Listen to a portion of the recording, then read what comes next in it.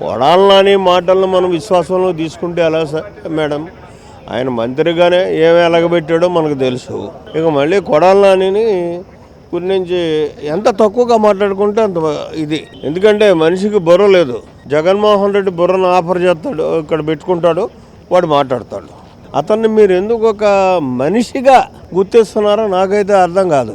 అధికారం పోయిన తర్వాత దారి తెన్ను లేనటువంటి పరిస్థితుల్లో నోరొట్టుకుపడి ఏదో అవసరం లేనటువంటి విమర్శలు. అర్థం ఏమన్నా ఉందండి?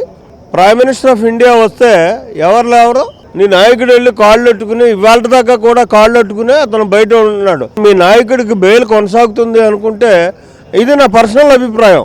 కూటమి ప్రభుత్వంలో ఉన్నటువంటి చంద్రబాబు నాయుడు కానీ, నువ్వు లోకేష్ను కానీ, లేదా పవన్ కళ్యాణ్ గారిని కానీ విమర్శించేటటువంటి వాడు, అప్పుడు అది కూటమి అంటే బీజేపీకి కూడా వర్తిస్తుంది కదా. మరి ఆ బీజేపీకి మాట ఎందుకు ఎత్తట్లేదు? నీకు దమ్ముంటే మాట్లాడు, చూస్తాను. మరుసటి రోజు నువ్వు ఎక్కడ ఉంటావో.